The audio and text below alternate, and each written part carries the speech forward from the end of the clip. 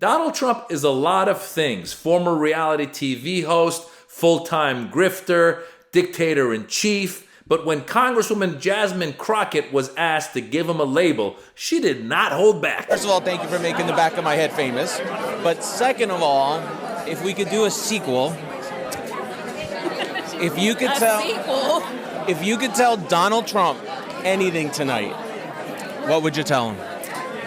I would tell him to grow a spine and stop being Putin's. Ooh, stop being Putin's.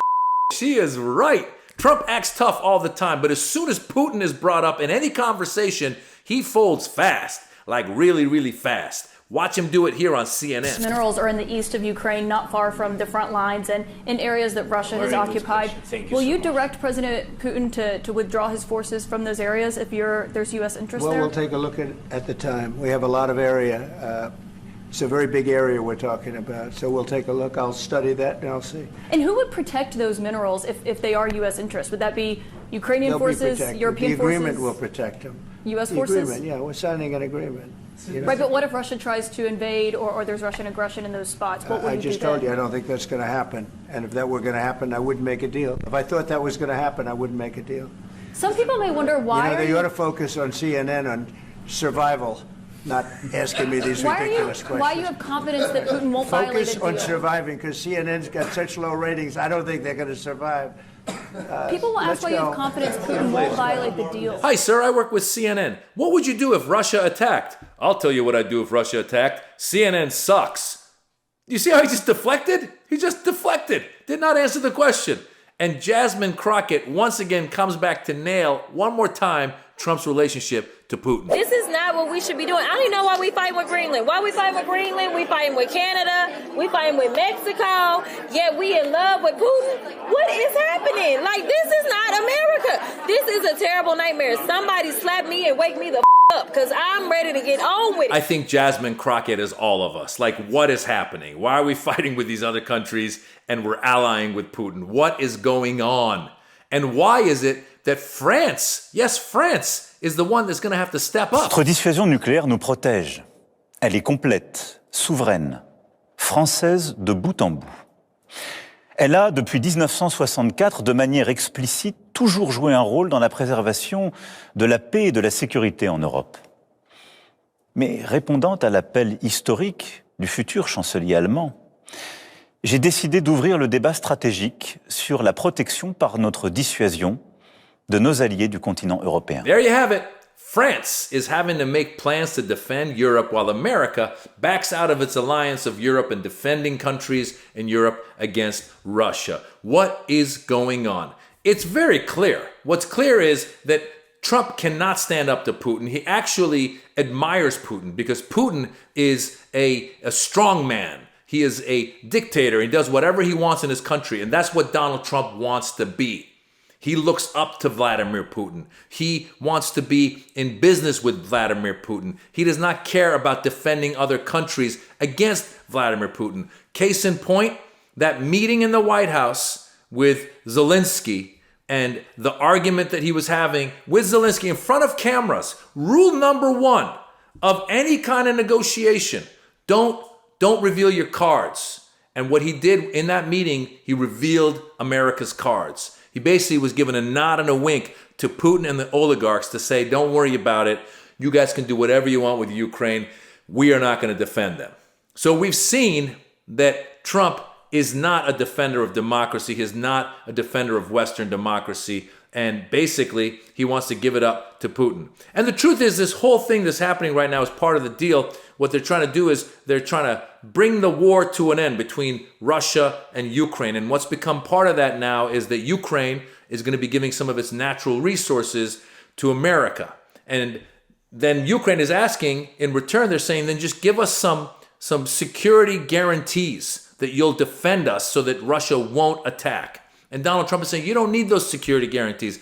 If we're working in Ukraine, if we're working in your mines and in taking your minerals, we'll have people on the ground and Putin would never attack us, which is a load of crap. Because if there's one thing we know, Putin feels that the Soviet Union needs to get back to where the Soviet Union was. And so Putin wants to go after Ukraine, wants to go after Moldova, Georgia, who knows, Poland. He wants to keep going. He wants to make Russia great again. Mrga. And so you have this guy, Trump right now, who's tied himself to Vladimir Putin. Anytime somebody asks him about Vladimir Putin or standing up to Vladimir Putin, he goes, well, you know, it was the Russia hoax. You guys saw it was the hoax. You tried to get me, the Democrats. He basically turns against his own people, against his own intelligence, and trusts Vladimir Putin. Roll the tape of that original press conference he had with Vlad back in the day when he said, oh, I asked Vladimir Putin, were you involved in manipulating the 2016 elections? He told me no. So I'm going to believe him over my own intelligence agencies.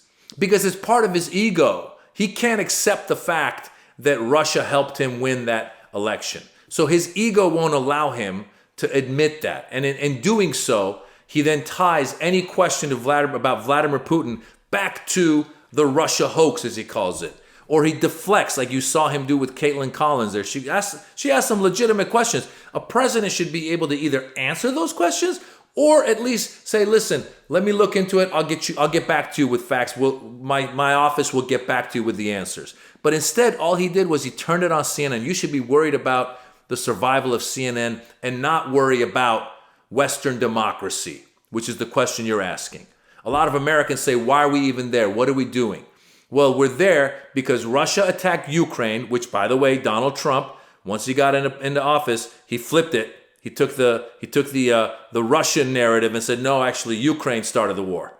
But Russia clearly attacked Ukraine. And this all goes back to when the Soviet Union was dismantled and we were trying to de-escalate the nuclear race. So a bunch of countries came to the Ukraine and they said, listen, if you give up your nuclear weapons, we will guarantee your security. And that included America as one of the countries that was supposed to guarantee the security, but we did not. Under Obama, when Russia went into Crimea, we didn't get involved.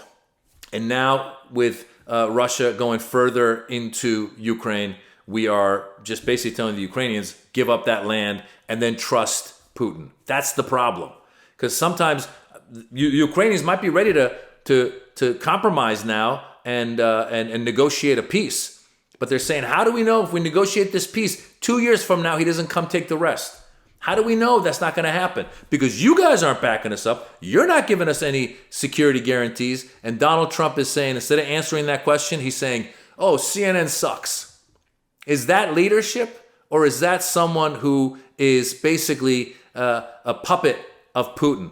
As I believe it was Kamala Harris said, that if Trump wins, Poland's going to fall faster than you could imagine. And I think Hillary Clinton said that Putin's got his hand up Trump's, rear, which it seems like that's what's going on.